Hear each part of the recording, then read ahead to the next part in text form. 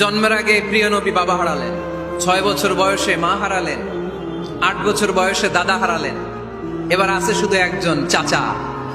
এমন চাচা বাবার চেয়েও বেশি আদর করে বিষ্ণু ইসলামকে লালন পালন করলেন। এ আবু তালেবের ভয়ে আবু জাহেল আমার প্রিয় নবীর গায়ে হাত লাগাতে পারে নাই। তার মানে ভালোবাসায় কোনো ভেজাল? ভেজাল আদর্শে। ভেজাল কিসে? শেষ নিঃশ্বাস ত্যাগ করার আগে আবু তালেব অসুস্থ, আবু জাহেল উতবা সাইবা একদিকে, আমার নবী আরেকদিকে। আমার প্রিয় নবী বললেন, চাচা আজীবন আপনি ছাতার মতো আমাকে আশ্রয় দিয়েছেন, আজীবন আপনি বাবার মতো কোলে পিঠে করে মানুষ করেছেন, একবার শুধু আমার কানে কানে বলেন লা ইলাহা ইল্লাল্লাহ মুহাম্মাদুর, বাকিটা আমি আল্লাহর সাথে বুঝে নেব। কিন্তু আবু জাহেলও পাশে আছে না নাই? আবু জাহেল কয় না, আবু তালেব খবরদার, আজীবন যে শিরকি ধর্মের উপরে ছিল ওইটার উপরেই থাক, বাপ দাদার ধর্মে চুন কালি মাখিস না। একবার আবু তালেব প্রিয় নবীর নুরানি চেহারার দিকে তাকায়, মনে মনে ভাবে এখনই পড়ে ফেলি কালিমা, মুহাম্মদের আদর্শই আমার আদর্শ বানায় ফেলি। আবার যখন আবু জাহেল উতবা সাইবার দিকে তাকায়, মনে মনে ভাবে না, আগের ধর্ম ছাড়তে চাই না। এই দোটানা অবস্থা থেকে শেষ নিঃশ্বাস ত্যাগ করার আগে আবু তালেব এটা বলে মারা গিয়েছে, আলা মিল্লাতি আব্দুল মুত্তালিব, আমি আব্দুল মুত্তালিবের শিরকি ধর্মের উপর থেকে শেষ নিঃশ্বাস ত্যাগ করলাম। তার মানে আল্লাহর দেয়া বিধান অনুযায়ী সে জান্নাতি না জাহান্নামী? শুধু যে নবীরে ভালোবাসছিল কোনো কাজে আসছে? কথা বলেন। তাহলে শুধু ভালোবাসা আমারে বাঁচাতে পারবে না। নবীর ভালোবাসার পাশাপাশি আমার নবীর আদর্শ জীবনে থাকার দরকার আছে না নাই? এজন্য আল্লাহ নবীর পরিচয় দিয়ে বললেন, মুহাম্মাদুর রাসূলুল্লাহি ওয়াল্লাযীনা মাআহু আশিদ্দাউ আলাল কুফফারি রুহামাউ বাইনাহুম। কোরআন আমাদেরকে বলে তোমাদের প্রিয় নবীর প্রথম পরিচয় তিনি রাসূলুল্লাহ সাল্লাল্লাহু আলাইহি ওয়াসাল্লাম, তিনি হলেন আল্লাহর রাসূল। তার সাথে যারা থাকে তারা কাফেরদের ব্যাপারে বজ্র কঠোর, মুমিনদের ব্যাপারে পুষ্পকোমল। সুবহানাল্লাহ পড়ে। আবার কোরআন বলে, ওমা মুহাম্মাদুন ইল্লা রাসূলুন ক্বাদ খালাত মিন ক্বাবলিহির রাসূল। মুহাম্মদ রাসূল ছাড়া অন্য কেউ নন, তার আগে এরকম অনেক রাসূল দুনিয়ায় এসে আবার বিদায় নিয়েছে, ঠিক কি না? তাহলে কোরআন কিন্তু প্রথম পরিচয় দিয়ে দিলে, 1 নাম্বার পরিচয় আমার নবীর। 1 নাম্বার পরিচয় জোরে বলেন, 1 নাম্বার পরিচয় তিনি রাসূলুল্লাহ, আল্লাহর রাসূল। কিন্তু আমার নবী এত বিনয়ী, এত ভদ্র, এত নম্র, এত শান্ত, এত শিষ্ট, এত হাম্বল। আউট অফ হাম্বলনেস তিনি নিজেকে রাসূল পরিচয় দিতে লজ্জাবোধ করতেন। তিনি নিজেকে রাসূল পরিচয় দেওয়ার আগে নিজের আরো ছোট করে বলতেন, আমি আল্লাহর গোলাম, তারপরে রাসূল। সুবহানাল্লাহ কইতে পারলেন না? কত ভদ্র মানুষ, কত বিনয়ী মানুষ। যদিও তিনি রাসূল, এইটা তিনি পরে বলতেন, আগে বলতেন ইন্নী আব্দুল্লাহি ওয়া রাসূলুহু, আমি আল্লাহর বান্দা, তারপরে রাসূল। সুবহানাল্লাহ। ইন্নী আব্দুল্লাহ ওয়া রাসূলুহু, আমি আল্লাহর বান্দা এবং আল্লাহর রাসূল। আমরাও যখন আত্তাহিয়াতু পড়ি, শাহাদা বাক্য যখন পড়ি, আমরা পড়ি আশহাদু আল্লা ইলাহা ইল্লাল্লাহ ওয়া আশহাদু আন্না মুহাম্মাদান। একটা হলো আব্দুহু আর একটা রাসূলুহু। তিনি আল্লাহর আব্দ, গোলাম, দাস, আবার তিনি রাসূল। তিনি যখন দোয়া করতেন তিনি বলতেন, আল্লাহুম্মা ইন্নী আবদুক ওয়া ইবনু আবদিক ওয়া ইবনু আমাতিক। আল্লাহর কাছে দোয়া করতেন, কাঁদতেন আর বলতেন, আল্লাহ আমি আপনার গোলাম, গোলামের ঘরের গোলাম, বান্দির ঘরের গোলাম। আমার বাবা আব্দুল্লাহ আপনার গোলাম, আমার মা আমিনা আপনার বান্দি, আমার 14 গোষ্ঠী আপনার গোলাম। নাসিয়াতি বিয়াদিক, আমার মাথার চুলের ঝুঁটি আপনার হাতের মুঠোয়, আপনি ডানে টান দিলে আমি ডানে, আপনি বায়ে ঝাঁকুনি মারলে আমি বায়ে। সুবহানাল্লাহ পড়বেন না? কি বিনয়ী রাসূল। তারপরে ওইটা সেকেন্ড পর্যায়ে বলতেন। আগে বলতেন ইন্নী আব্দুল্লাহ, আমি আল্লাহর গোলাম, ওয়া রাসূল, এবং আল্লাহর রাসূল। সুবহানাল্লাহ পড়েন। তাহলে কোরআন প্রথম যে পরিচয় আমার প্রিয় নবীর পরিচয়টা দিল, সেটা হচ্ছে আমার নবী ছিলেন রাসূলুল্লাহ। আওয়াজ করে বলেন, তিনি কি ছিলেন? মুহাম্মাদুন রাসূলুল্লাহ। এটা কোরআনের ভাষ্য, আমার সাথে সাথে পড়েন, মুহাম্মাদুন রাসূলুল্লাহ। মুহাম্মদ সাল্লাল্লাহু আলাইহি ওয়াসাল্লাম হচ্ছেন আল্লাহর রাসূল। তবে তার জীবনের 2টা ডাইমেনশন। এক ডাইমেনশনে তিনি গোলাম, কার? আর এক ডাইমেনশনে তিনি রাসূল, কার? তাহলে আমার নবীর প্রথম পরিচয় ক্লিয়ার। প্রথম পরিচয় কি?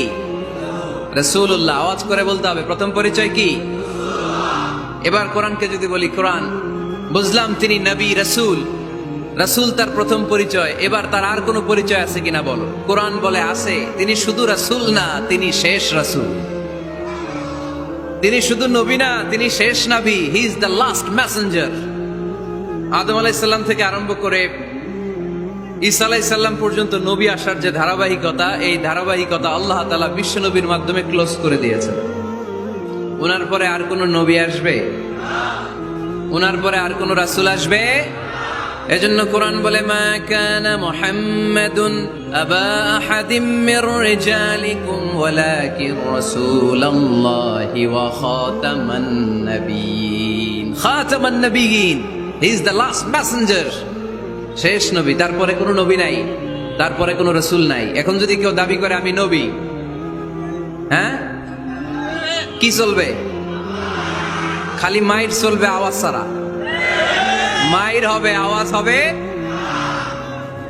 মুসাইলামাতুল কাজ্জাব দাবি করছিল আল্লাহ রাসূল সাল্লাল্লাহু আলাইহি ওয়াসাল্লামের জামানায়, এসে বলে, মুহাম্মদ আর নবুয়া নিসফুন লি নিসফুন লাক, নবুয়তি অর্ধেক আমার, অর্ধেক তোমার, আমারটা আমারে বুঝায় দাও। আল্লাহ রাসূল বললেন, তুই তো খুবই খারাপ, তুই শুধু মুসাইলামা না, তুই মুসাইলামাতুল কাজ্জাব, তুই মিথ্যাবাদী ভণ্ড মুসাইলামা। আমার নবী যা করতো নবীরাও কপি করতো, ফলো করতো। আমার নবী লোনা পানির কুয়ার মধ্যে ফু দিলে ওই লোনা পানির ওইটাকে মিঠা পানির কুয়া বানাই দিত কে? ওর এলাকায় এরকম করতো। লোনা পানির মধ্যে ফু দিলে আগে মানুষ যাও মুখে দিতে পারতো, এখন এটা মুখেও দিতে পারে না। আমার নবী নবজাতক বাচ্চার মাথায় হাত বুলাই দিলে মাথার চুল বেড়ে যেত। তো এই বেয়াদব ওর এলাকায় যে বাচ্চার মাথায় হাত বুলাই দিলে চুল বড় হওয়া তো দূরের কথা, ওই বাচ্চাগুলো ছিল আজীবন টাক মাথা। আবার আমার নবী ফু দিলে গাছের ফলন বেড়ে যেত, ও ফু দিলে গাছ মইরা শেষ। মির্জা গোলাম আহমদ কাদিয়ানী নাম শুনছেন? এই বেয়াদবটাও দাবি করছিল নবুয়তির। টয়লেটের ভেতরে ও পয়রা মরছে, মেথর দিয়ে ওরে টেনে টেনে উঠানো লাগছে। তাই আমার নবীর সাথে বেয়াদবি করলে ওর সাথে ছাড় নাই, চিল্লায় বলো ঠিক কিনা? শেষ নবী, ওনার পরে নবী নাই।